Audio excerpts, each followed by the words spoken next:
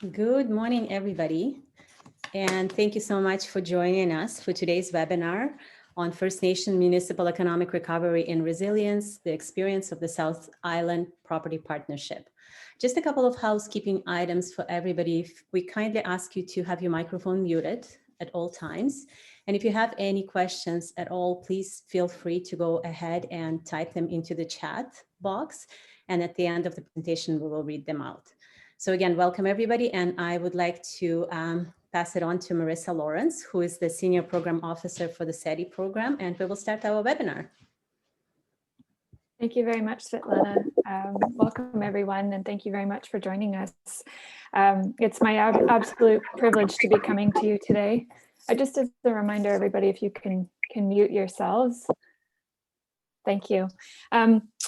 Just a privilege to be coming here today. I'm coming to you from the unceded and traditional territories of the Musqueam, Squamish, and Tsleil-Waututh peoples, also known as Vancouver. And as Svetlana has mentioned, I am a CANDO staff member and a CEDI team member, and I'll tell you a little bit about that program. So I work as the Senior Program Officer for the First Nation Municipal Community Economic Development Initiative, or CEDI, as you'll hear us reference it. And as you'll see on this first slide, it is a co-delivered program by the Federation of Canadian Municipalities and CANDO. There's much more information about the program and how we operate and who we work with on our respective websites, both FCM and CANDO. But I don't want to take up too much time with that, as we have an incredible list of panelists to share with us here today. So we're really excited to have our new friends and partners in this work of First Nation Municipal Collaboration here. We have partners from the South Island Prosperity Partnership, or SIPP, which is a coalition of First Nations municipalities, businesses, and organizations on the South Island region of Vancouver Island. So we have three panelists here with us today. We have Christina Clark, CEO, Songhees Development Corporation, and she's joining today in her capacity of chair of the Indigenous Prosperity Center Working Group. We have Keir Portress, who is a principal relationship manager at Gwai Engineering, and he's joining in his capacity as board director for the South Island Prosperity Partnership. Lastly, we have Alicia Glover, Manager of Strategic Partnerships for the South Island Prosperity Partnership. It is with a lot of warmth that I introduce my friend and colleague Josh Vernier, who is really the lead researcher and writer of this guide that we'll speak to, the guide on economic recovery and resilience for First Nations and municipalities. He's also a past CEDI team member and a current law student at UVic. So I'll just briefly say that this guide, as Josh will be speaking to, is available for download on both CANDO and FCM websites. And we really encourage you to find us on Facebook. We have a collaboration network, so you would need to search First Nation-Municipal Collaboration Network. And I think Josh will put that up on a slide at the end of this. So with that, I hand it over to you, Josh, and thank you very much, Josh, and our panelists for sharing this incredible work that you're doing. Okay, can everybody hear me, or am I unmuted? Volumes were okay, great. So thanks, Marissa, for the introduction. Yeah, my name is Josh Vernier, former CEDI team member. I'm currently here in Treaty 8 territory in Dawson Creek, BC, which is also where I grew up, doing the joint Indigenous and Canadian law program at UVic right now. So even though I've shifted gears in what I'm doing in my life, I'm really excited to stay connected to CANDO, CEDI, and this work that we're doing. And what I'm going to do is just give a really quick 10-minute overview of a guide that the CEDI program produced this summer about First Nations and municipalities collaborating on economic recovery and resilience. But the guide has a lot of information in it and additional case studies and things. And what I'm going to do today is not get into the kind of meat of the guide. I'm going to give you a high-level overview of it, because learning from the experts on the ground is a way more valuable experience, and that's why we have SIPP today. So I'm going to give the high-level overview, and then we're going to jump into the really exciting story that SIPP has to share. So that's what we're going to do. The guide, then SIPP will tell their story, and there'll be some time for questions at the end. I suspect there'll be about 10 or 15 minutes for questions after the presentations are all done. And I just want to acknowledge up at the front end here that everybody on this call, I see some familiar faces, by the way, so hello, everyone. everyone's going to be starting from a different point of partnership and experience in managing disasters and emergencies in their own experiences. So I just want to say for you, wherever you're situated, to ask yourself, how resilient is my region right now for this kind of work? And what can I learn today from the things I'm hearing to enhance our resilience and our partnerships regionally? And if I could just ask again, if anybody is on as a participant, just to make sure your mic is muted so that there's no background noise for the other participants. Thank you. So why did we make a guide on economic recovery and resilience collaboration? There's some pretty straightforward reasons. Disasters have been increasing in both frequency and intensity in the last number of years and are projected to continue to do so. So the need for having coordinated responses is higher than ever before. And First Nations and municipalities provide a huge amount of value to all of their citizens when they work together at that local level. They are the most locally situated governments who know their communities best. However, there's jurisdictional gap that creates barriers in this work. It's not built in the way our country is structured, that there's systems that help those local level governments work together.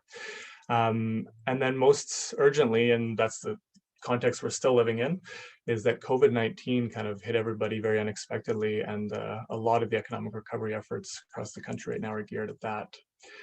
And I'll just acknowledge that the SETI program, CANDO, and FCM, none of us are experts on emergency management itself.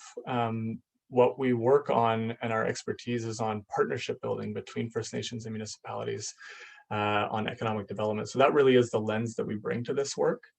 And if you do download the guide, even though it has a lot of what we've tried to make very general principles that should be able to apply across the country, the truth is that no guide could account for all the nuance that exists in different regions of this country. So we encourage you to pick up the guide, but also to reach out to your neighbor if you don't already have that relationship, and just start that conversation to understand the nuances of the region that you live in.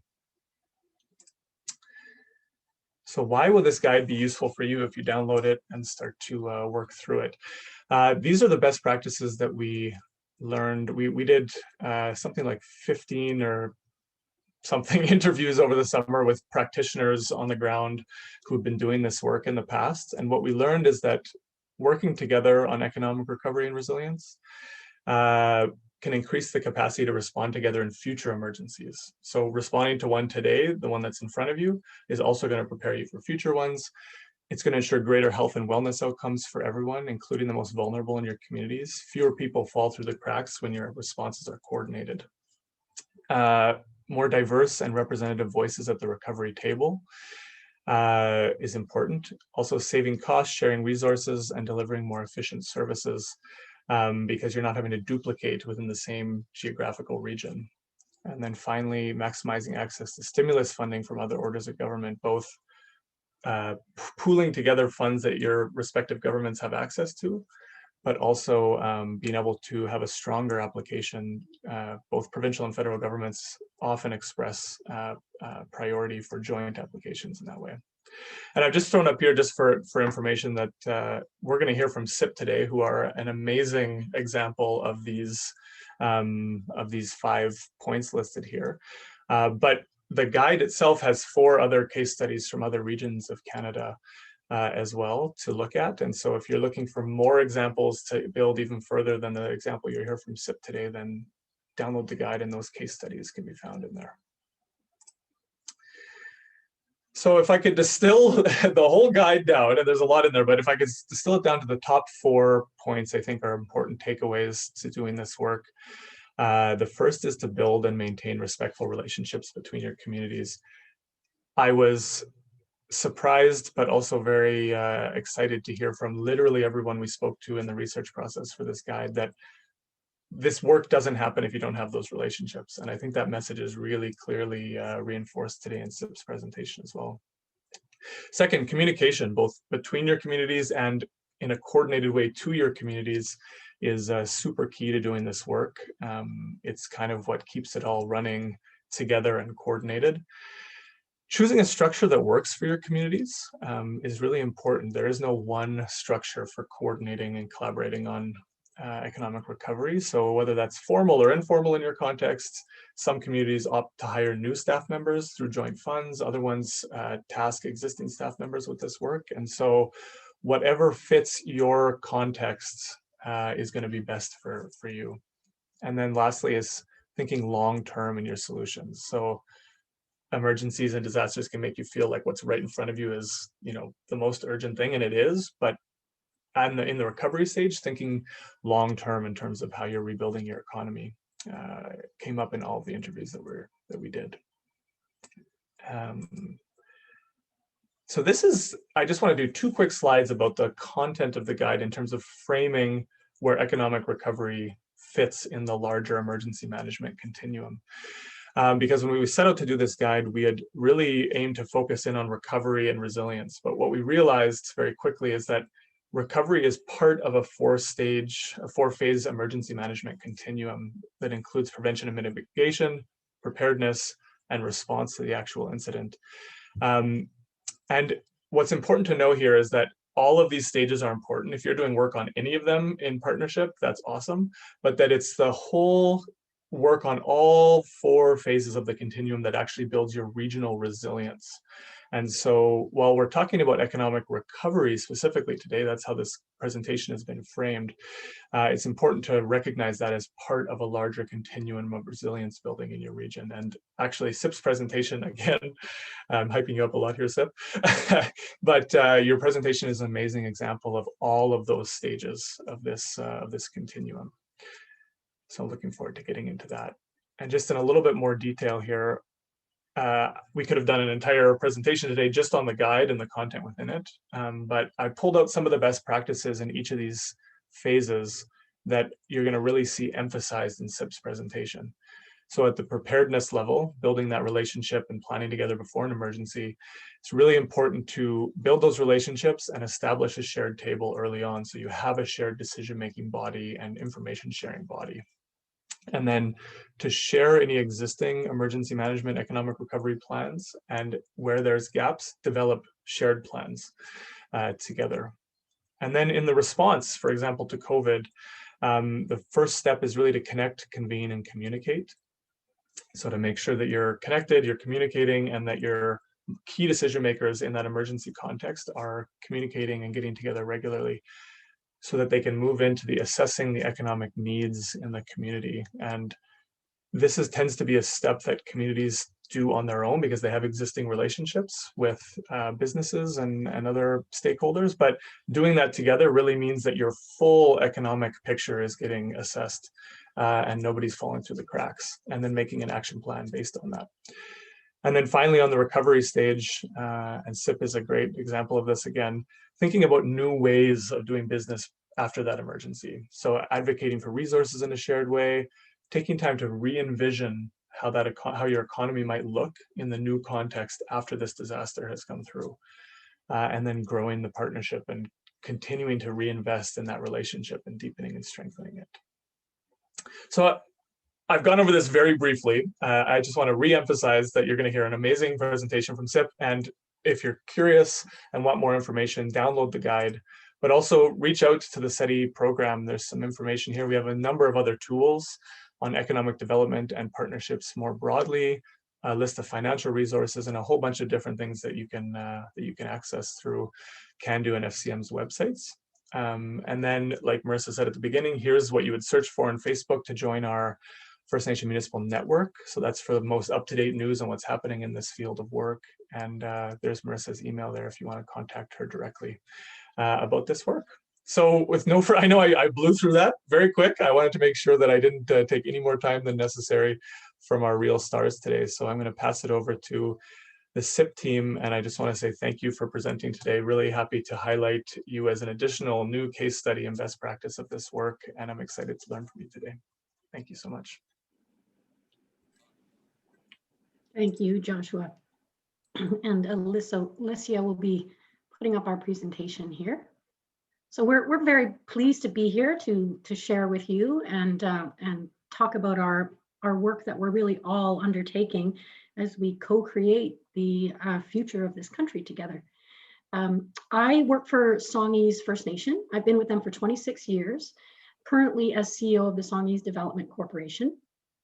And I chaired the Indigenous Economy Committee for the Rising Economy Task Force.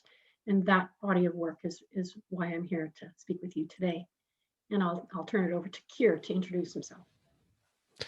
Hi, everybody. My name is Keir Portress. I'm Métis on my father's side and Chinese on my mother's side. I'm the relationship manager for Gwai Engineering. We're an Indigenous owned and operated civil and environmental engineering firm that offers project management and, you know, kind of a much broader skills and consulting service to Indigenous communities, but also with private industry in there, and you know, I'm also a board member of SIPP, so that's what brings me here today. And Alicia. Thank you. My name is Alicia Glover. I'm joining today from the homelands of the Lekwungen people, today known as the Songhees and Esquimalt Nations, on whose territory I'm a visitor. And I am joining today as a team member of the South Island Prosperity Partnership, a fairly new team member. So I'm currently the manager of strategic partnerships for the Alliance, but I actually came to SIPP through the Rising Economy Task Force, which we'll talk about today, as a member of their Inclusive Economy Committee. And I'd just like to thank the CEDI team, FCM and CANDU for hosting us today. Thank you so much.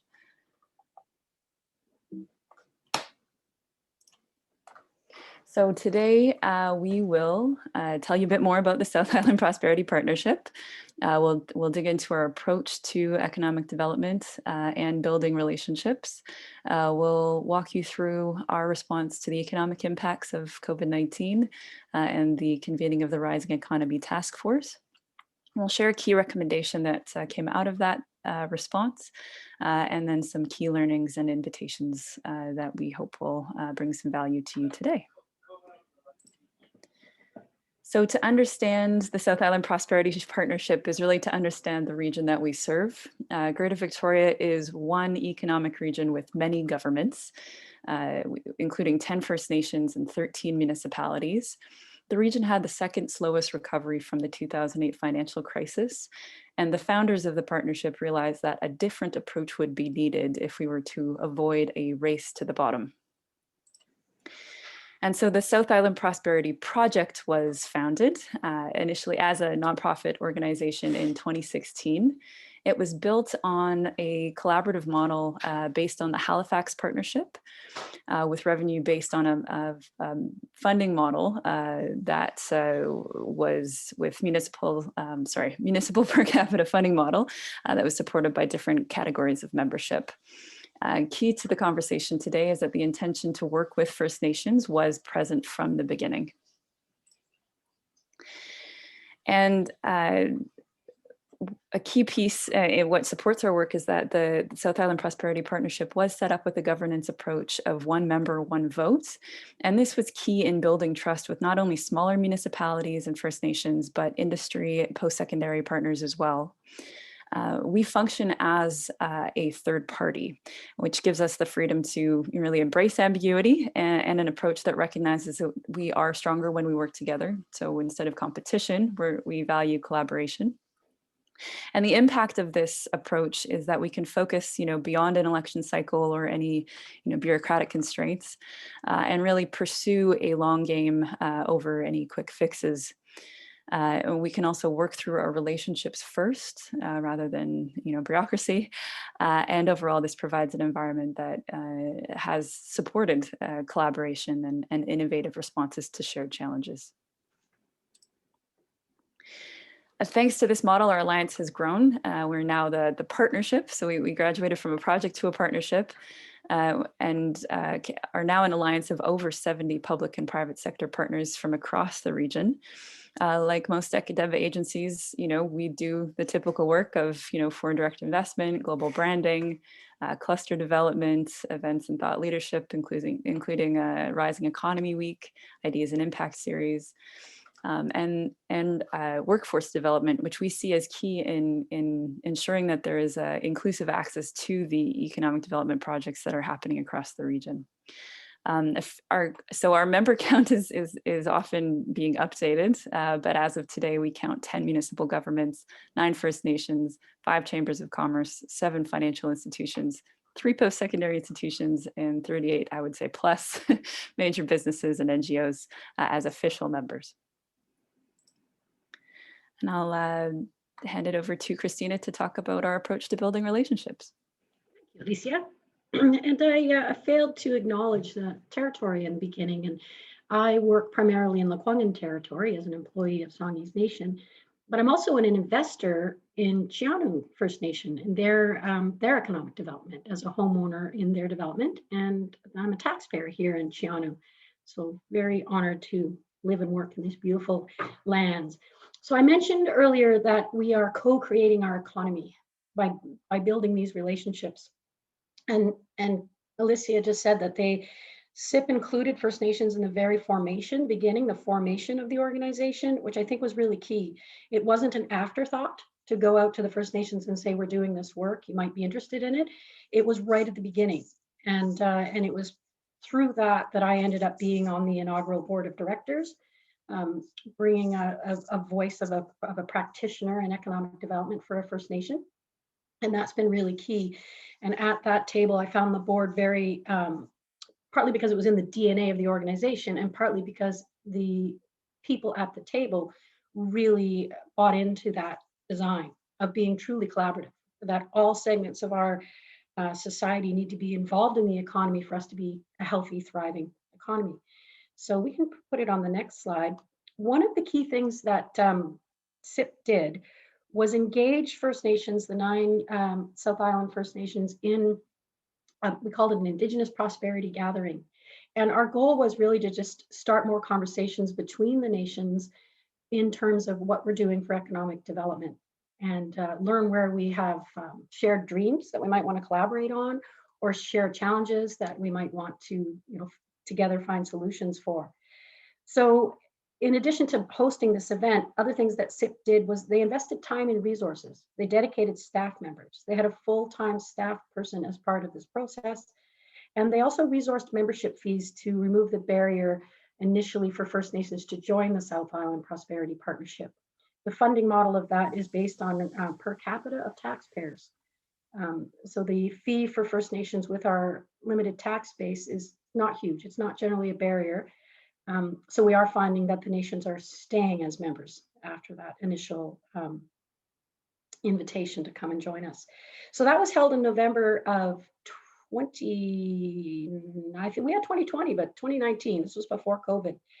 And so overall for SIPP, the default setting, the sort of culture at the table is to recognize the unique goals of First Nations as they would with other partners, other governments, municipal governments and industry partners, and to recognize and respect existing economic development by nations. There's a lot of good work underway, and SIPP wasn't coming in to saying we've got solutions for you or you should be doing what we're doing. It was more recognizing what the nations are doing and seeing where we can add value to that or where what's being done can be amplified for others to learn from. And so we support as requested and then continue to invite to the table, invite those nations to the table. Our next slide lists some of our First Nation partner members. And this is just about everybody on the South Island. We do have Pachidat, though, in the on Port Renfrew area. And we include them in our economy building and in our discussions. And they were invited to the Indigenous prosperity gathering that we had. We also work with the Victoria Native Friendship Center and the Métis Nation of Greater Victoria. So this is very broad Indigenous voice that we're bringing to the table for our work. So when COVID hit, and that would be the next slide, we already had done this work. We had already built the relationships. We already had the channels of communication. So it made it easier for us to bring everybody to the table. And it was really quite a broad economic response, many sectors of the economy. So what SIPP did was form a rising economy task force and develop a reboot report for how we were going to address this challenge. And we realized very early on, this was a massive undertaking, and doing this together really increases our chances for success.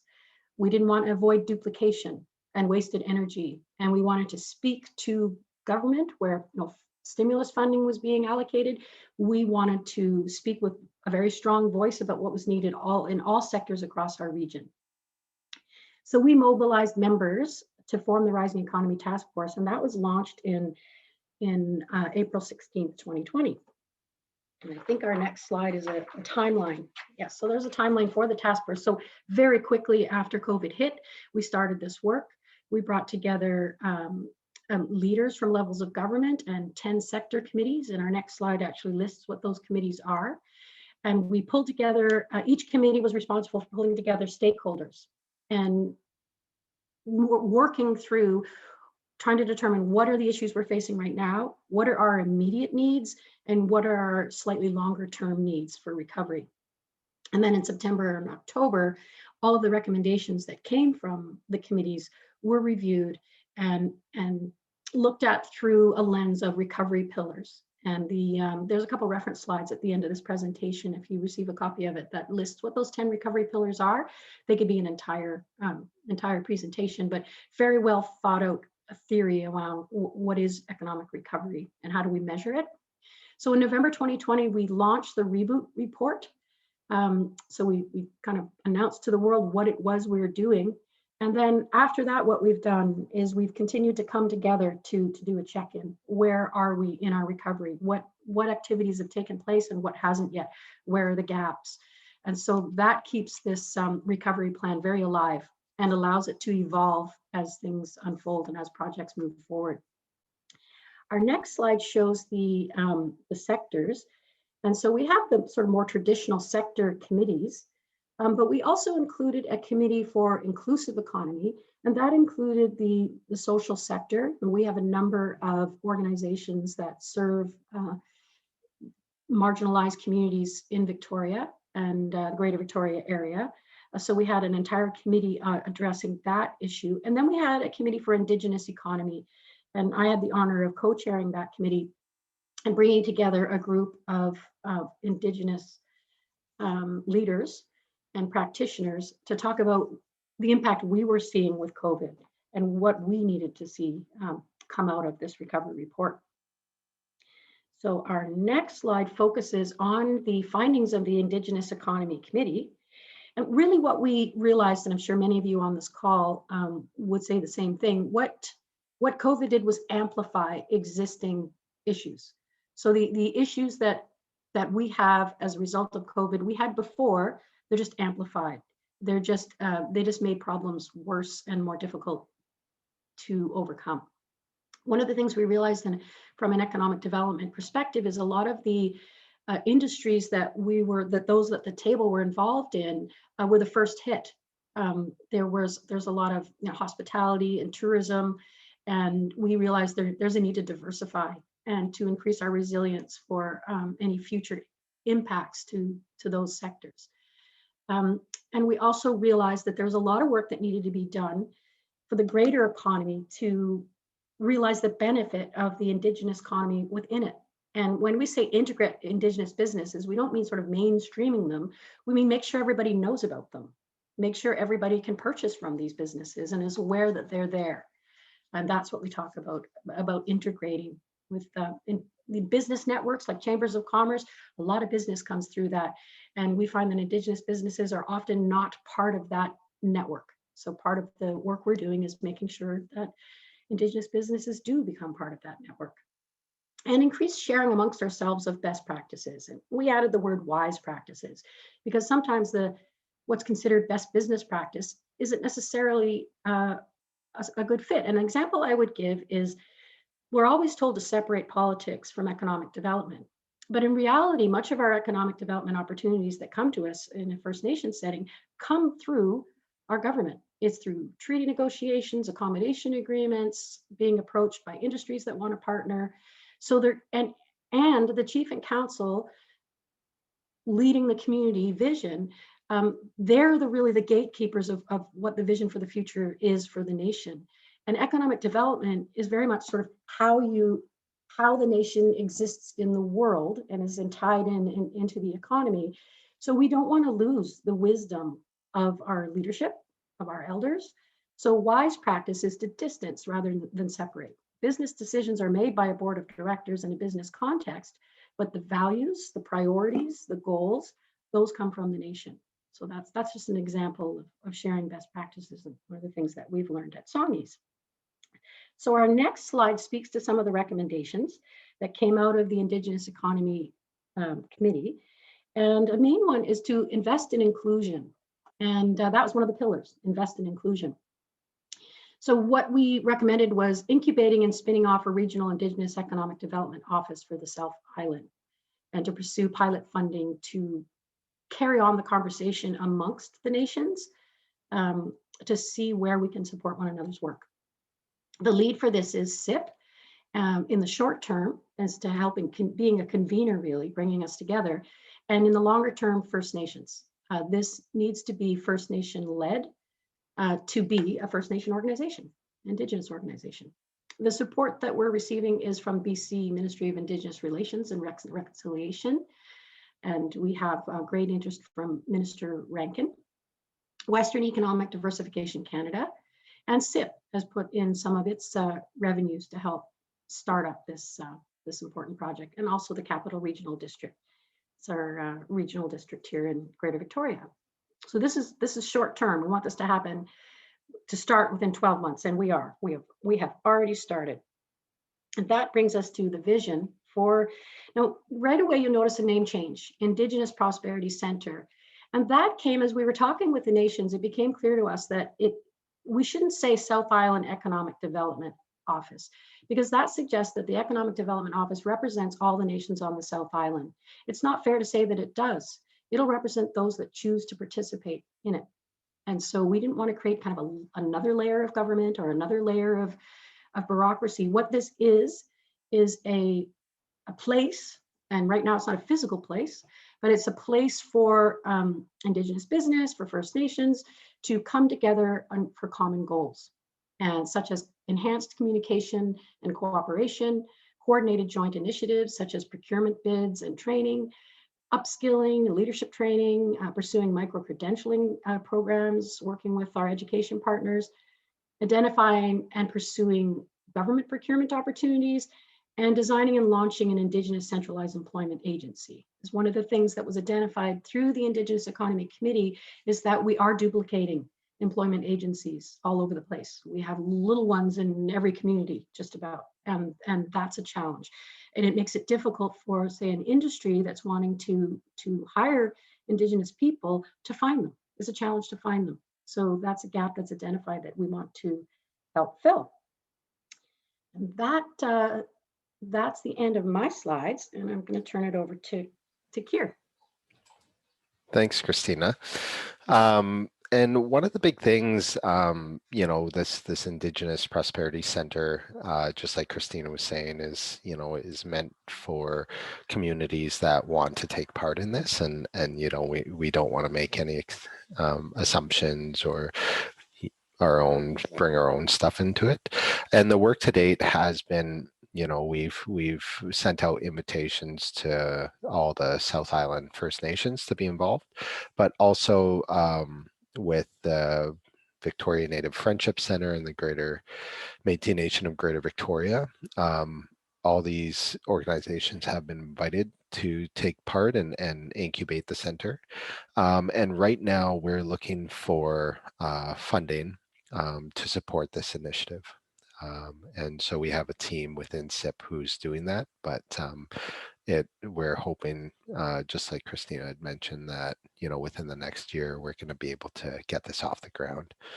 And part of this again is that partnership it's a place for partnership with the nations on the island that looks to governments, to industry. That's the whole idea here, is to streamline it and have that place where people can go.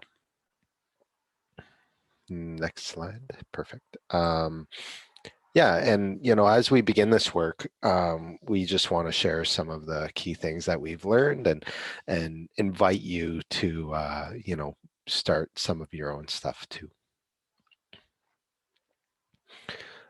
So one of the big things here is, you know, what worked for us was we had a lot of existing and active relationships because the way that SIPP operates. So we were able to move quickly and effectively when the economy was starting to struggle.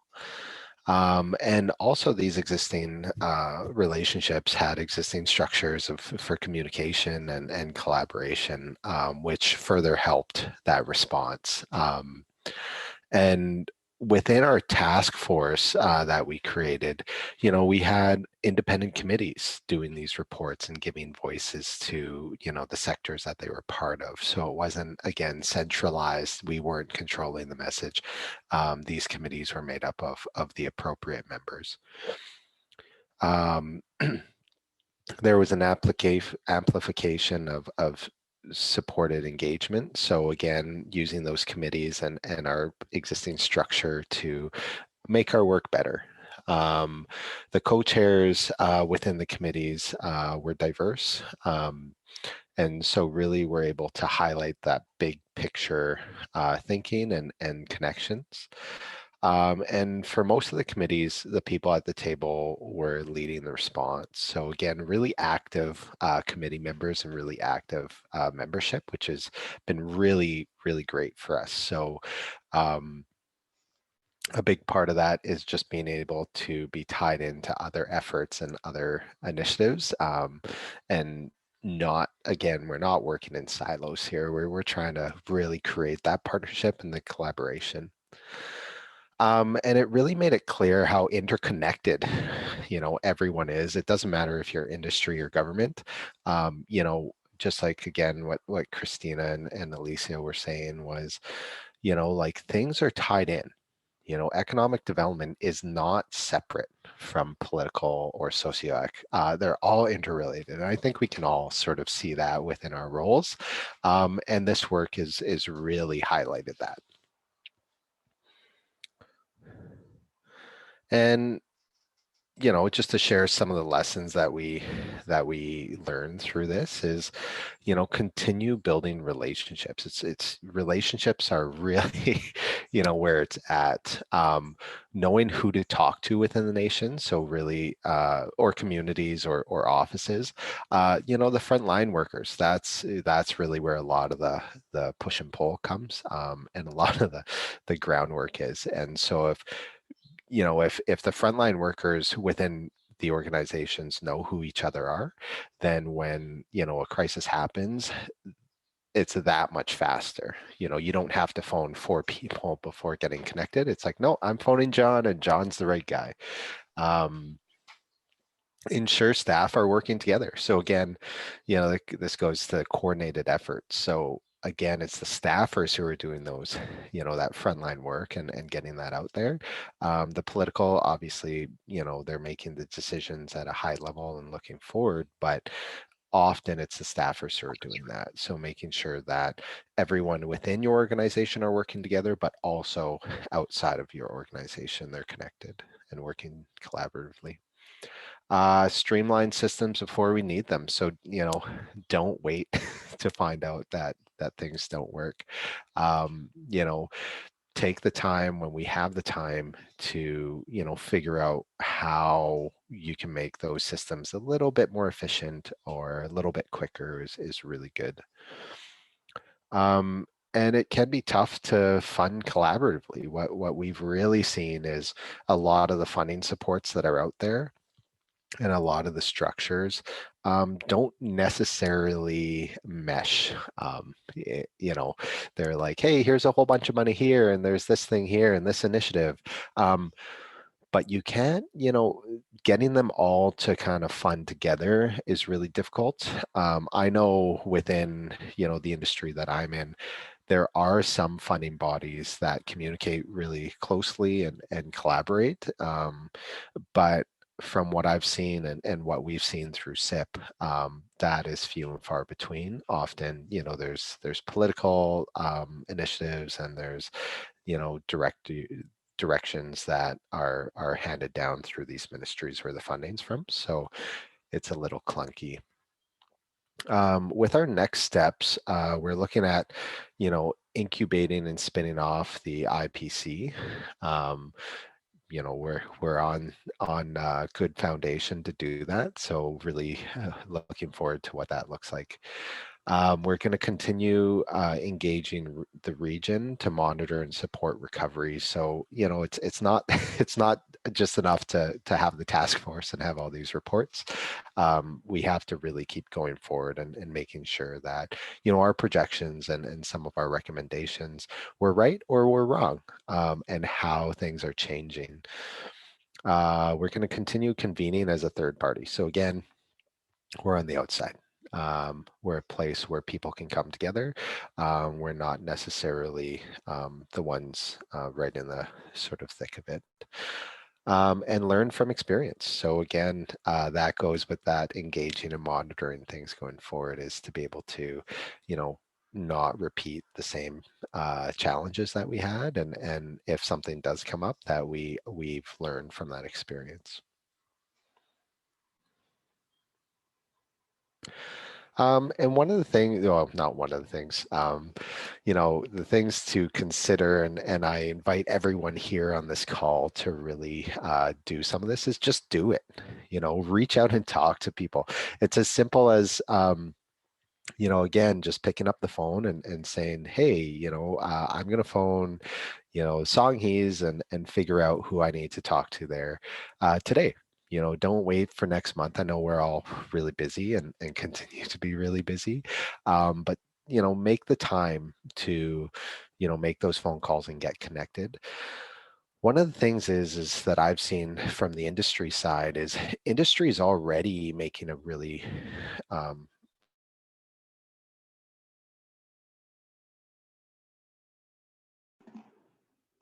Kira's frozen.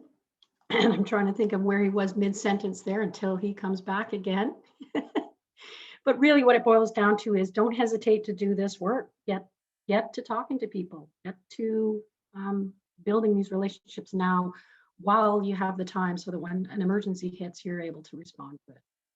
And we recommend downloading and reading the guide. And also, we've put links within our presentation to the reports, the recommendation reports that we did, and to the pillars, the reboot plan, all of those things. You'll find links in this, and maybe the organizers might send out a copy. And we've also got a link here from Josh. So I think that we can move to the next slide. And there we are. Thank you. Appreciate your listening to our story today.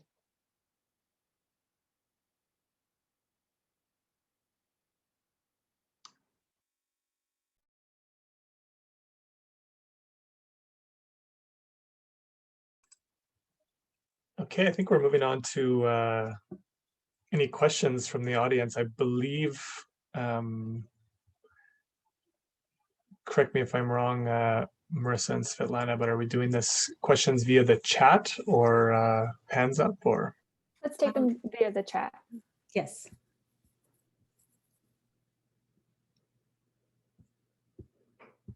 So yes, please, if you have any questions, please type them in the chat and we'll read them out. I just want to give a shout out to participants from Tulo and FNTC, my old friends from a previous life when I worked in property taxation. Everything really is interconnected. I haven't quite left that field of study behind in my new work, but good to see you. Great. Well, Josh and I have a couple of questions that maybe we can get started, but I see some rolling in. Oh, no, then we'll kick off with a question that we have on our end, and something that, Josh and I were reflecting on while you were presenting, Christina. Great, I see a question coming in. I'll get this one out first. Just that you mentioned that COVID had amplified a number of pre-existing issues, and that was our experience working directly with our First Nation Municipal Community Economic Development Initiative partnerships. And really curious to know, do you think that this response to the pandemic and the task force that emerged was really sort of the fire that was needed to address some of those issues?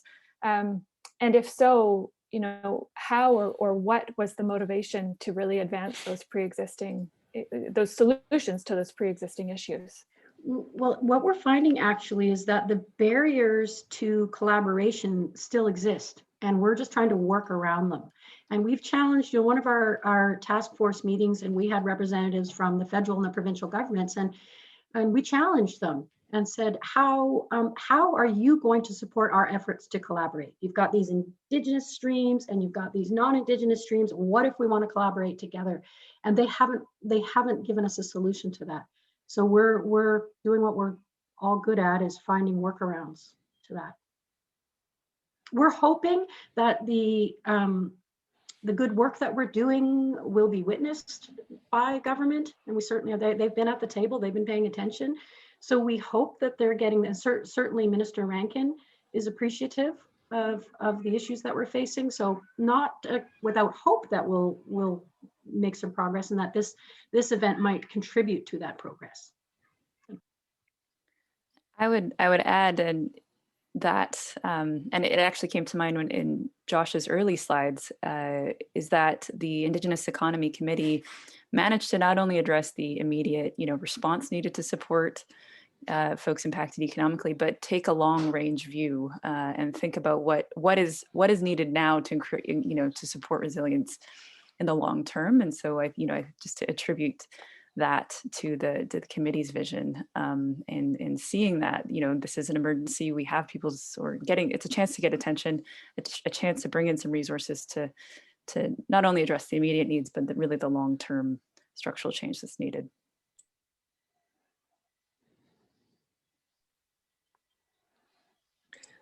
We have a question here. What were some of the challenges Indigenous businesses faced with becoming part of the broader economy? Was it technology challenges or not enough scale?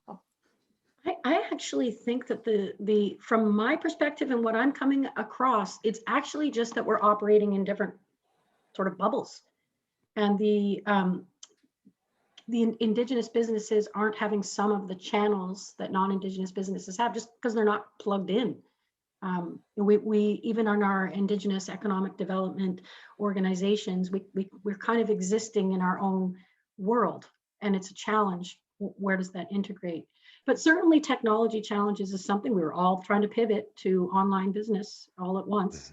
I think everybody shared that challenge.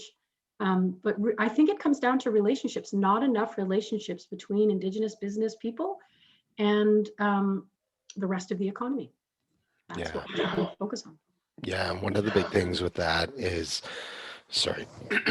one of the big things with that is, just not having that deep understanding of, who's out there and what's happening. When you talk to, big companies or companies that have been around for a while, they have their ear or hand on the pulse of, what's happening. And that's why I think we've seen a lot more joint ventures and partnerships with Indigenous communities and Indigenous business, because, it's a good time to be part of that Indigenous economy. And that's part of that capacity building, is to be able to find the right partners and find the right people to help you get to that level and participate fully within some of those streams, with the idea that, maybe eventually that partnership becomes, fully, or that business partnership becomes fully capable, and the nation is able, or nation or business is able to take it on however they see fit, and allowing them the leeway and the understanding that they're going to be, leading the efforts within that business, and not just kind of, being a silent partner. Thanks to both of you. So we have another question here from Cindy Collins. She's wondering if you can speak to anything First Nations can do about the ongoing development and growth of population and buildings on traditional territories. It's challenging for me to speak to that from a Songhees perspective, due to their location in the really right in the middle of an urban environment. All of the land is already developed. All of the traditional territory virtually is already developed. So we're focused on exerting our leadership over stewardship of the lands, regardless of whose sort of ownership that land is in now. It's still the territory, it's still the Lekwungen territory, and the Lekwungen people should be the leaders of stewardship in their territory.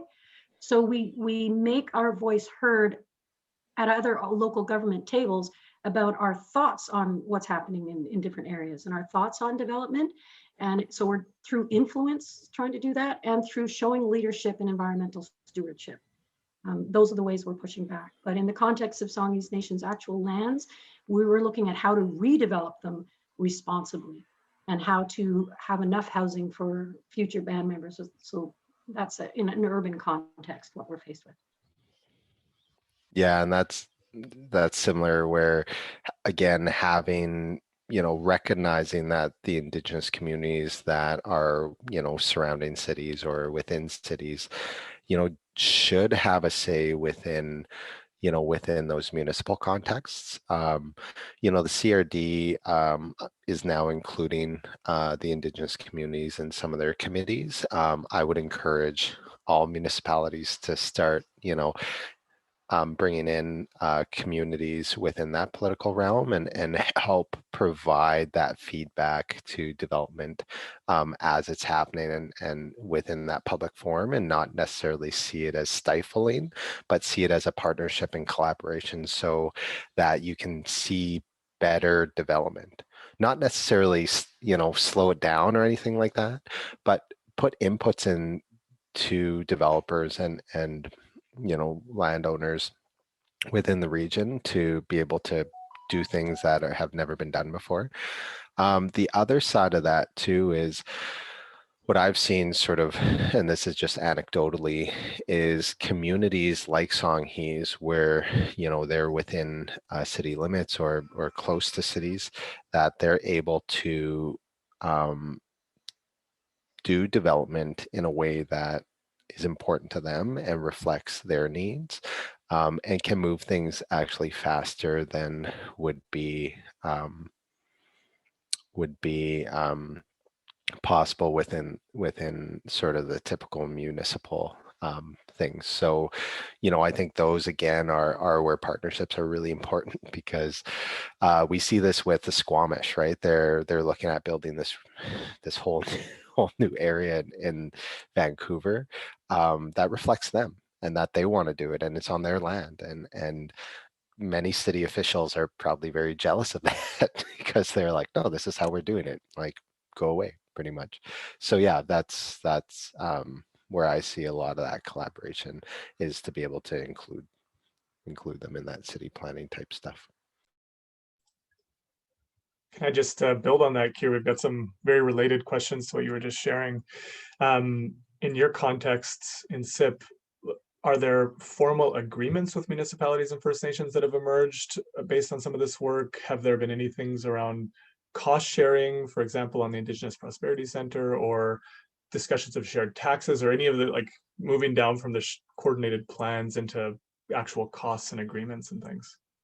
Well, in the context of SIPP, the primary funding for SIPP actually comes from municipal governments on that per capita taxpayer cost. So most of the funding for SIPP as an economic development organization does come from municipal governments. So there's that.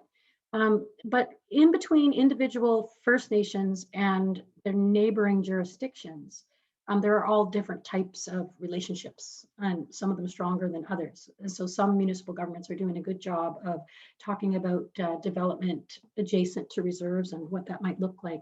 I'm not aware of any shared taxes.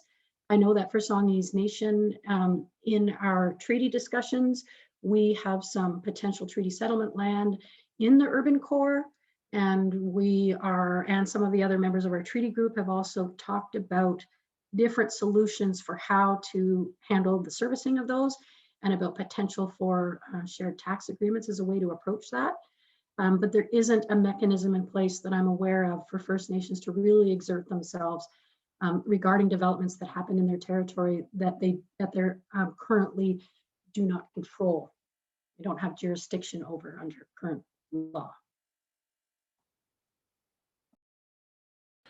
Yeah, it falls down to jurisdiction, Josh. And, I think that's where, it gets messy. I think bringing people to the table, at SIPP provides a different platform for different conversations to happen. So when you move from the SIPP table to, let's say, the treaty table, you've had other conversations that kind of percolate and again, create more innovation by having more people and not necessarily, going to the treaty table and having a very different perspective and different approach, right? This is more of a collaboration and saying, oh, what does that look like? Or I didn't know that, right? And I'm going to take that and talk about it later, One thing that we're finding with our engagement, and we've actually had feedback at the treaty table, that the provincial government is finding their conversation with local governments is better informed because of the outreach that Songhees Nation has done with its municipal neighbors. The only other point I'd like to make is in this context of talking about relationships with municipal governments. And in my practice, one of the first things I do when I'm engaging with municipal representatives is help them to understand how a First Nation is not a municipal government. It's much more than that. It's a nation. And our responsibilities go far greater than what the responsibilities are at the local government level. I've actually had somebody sort of say, we're elevating you, we're letting you be at our table. And I said, we are lowering ourselves to be at your table. We are a higher level of government than municipal.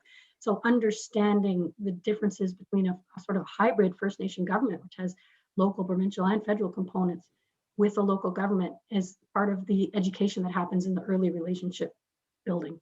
And I'm sure there are differences of opinion as to how that works, but we're certainly strong at Songhees Nation in emphasizing that we are not a municipal government. We're there as a First Nation government, and we're there to participate because we're neighbors and we have common areas of concern, not because we're subject to their jurisdiction.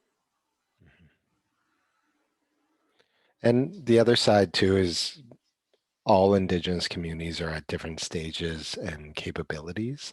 Some of them who are in land code, like Songhees, you guys have your land code, that there's more developed policy around development. Same thing with SAOUT. SAOUT has, development permitting processes and what those costs are, but some nations don't. Right. And so when there is an ask around development or something like that, and there's often, and this is what I've seen with many of our clients, is there's, a private client or a private developer can go to a municipality and they have, a list or some sort of process that they can give to that developer to say, hey, these are the costs, this is what you need to do. Often when you approach a First Nation and they don't have those things, it's ad hoc almost every time if they don't have those policies in place. So also, realizing that what is maybe acceptable off reserve, bringing that sort of in sometimes to say, hey, if I was doing this in a city, these are some of the costs that I would be looking at, and being open about that with the communities so that they're in a position to say, actually, you know what, yeah, that makes sense because, now I'm dedicating time for my people on this, and that's going to cost me something, right? And taking that in. Okay, I just wanted to, we're out of time, so I wanted to just send a big thank you to Christina, Alicia, and Kier, and to Candu for hosting this. Amazing information, great questions to everyone in the audience. And you'll see, I see Vicky was asking about following up if you're working on similar initiatives in your own region. And both Marissa and Alicia put their email addresses in the chat here. So if you are interested in following up with more information, you know who to contact. And oh, and there's some other emails coming up here from Christina and Vicky as well. Marissa, would you like to say the last word on behalf of Candu? Just a really, really warm thank you to Christina, Kier, Alicia, and of course, Josh. I hope that everybody found that valuable. I know that there's so many things that, we've sort of, as two organizations, really, fallen for each other in this time to just, there's a lot of shared resources here and a lot of shared tools. And it's just so exciting to be growing this field of First Nation municipal collaboration. And so I really just thank you very much from CANDU and CEDI, and wish everyone a very good day ahead. As Josh has mentioned, we will also have the PowerPoint will be made available along with all of the links that have been referenced. Unfortunately, given the scheduling of this, with this Zoom, we won't be able to email that out, but please check back to the CANDU website on this page, and we'll share that link via our social media as well, so you can easily find that. So with that, a big thank you, and wishing you all a great afternoon ahead. Thank you.